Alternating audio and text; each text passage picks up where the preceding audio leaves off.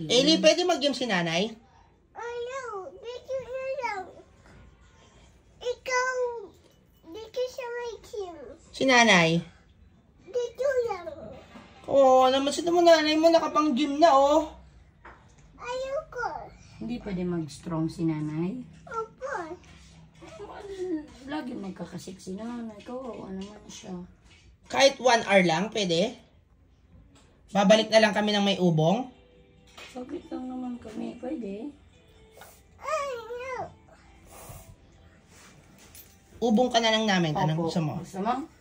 Bilang kitang toys. Oo, anong gusto mong toys? No pa din? Wag. Hindi ako aalis na lang. Dito na lang sa bahay. Dito na mag-gym. Sino pwede mag-gym? Bibigyan sa'yo mango jelly. Uy, mango jelly daw, oh. At saka strawberry jelly. Strawberry jelly, oh. Ayaw niya talaga. Siya, babay na, Eli. Mag-gym na ako. Bawal. With nanay. Halika na, nanay. Gym na tayo? O bawal ba si nanay? Ayaw. Bawal.